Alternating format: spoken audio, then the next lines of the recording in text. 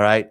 All right. Let's talk about the fight that I didn't get to talk about last week, and that's Daniel Dubois going against Fabio Wardley. Wardley was the champ. You guys all saw it. I'm sure you read about it. Brutal fight. Brutal fight. I was just talking about Philip Hagurvik a couple of minutes ago fighting Moses Ituma.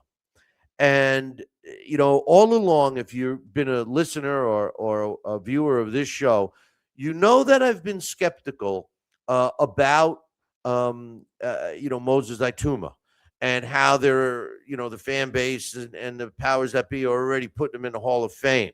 All right.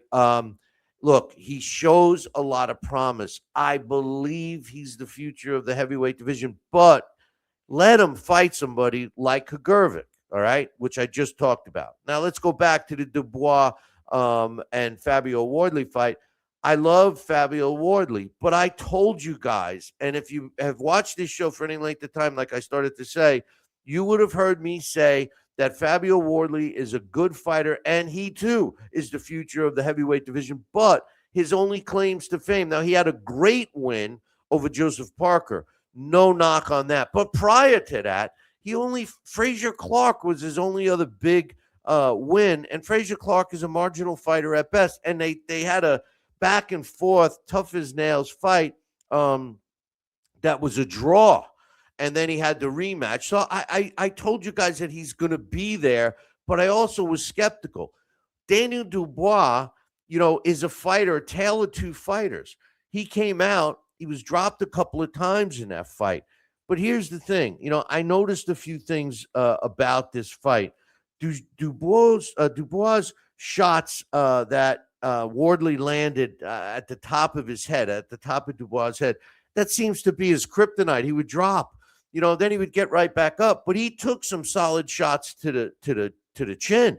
There's no question about that. It was an extremely entertaining fight. I loved every minute of it. The right guy won, but I'll tell you something. All they talked about was how Fabio Wardley had the heart, and he showed bottle. I even heard somebody refer to him showing bottle, which is guts. It's balls. In England, that's an English term, but it was used mostly during Tom Molyneux's time. I had to learn what it was. But great bottom. He had great bottom. The thing is that they said that about Wardley, but make no mistake, boys and girls, Wardley got screwed. By who? Two people. His whole corner, which was probably four people, and the ref. He came out not once but two times staggering out of the corner after his minute break, and the last time was just before the end, and he should have never been allowed to have been continued, let alone the pummeling his face took. I mean, I know the ringside doctor was checking him out and everything, but he didn't have an X-ray machine. I never heard of if he broke any orbital bones in his face, but he certainly was busted up bad, and he was throwing a lot of wild punches. All indicative of what I kept saying is that his experience level wasn't there. When you look at Daniel Dubois, if that version of Daniel Dubois shows up, that was the same version that Anthony Joshua faced. He's a tough out. The problem is he has no defense. And towards the end of the fight, I don't know if it was from fatigue or what, but towards the end of the Fabio Wardley fight, he stopped throwing punches aside from one at a time. He would throw one punch at a time, and it was almost like he had to garner up the energy to throw another one. I think if he could have thrown a couple of shots, this fight would have been over a lot sooner. And then when he faces if he faces a guy like Usyk, who you need more than one punch to knock him out, even a power puncher like Dubois. But Fabio Wardley has already exercised his rematch clause that he had. So listen. I think as far as Dubois, Wardley too.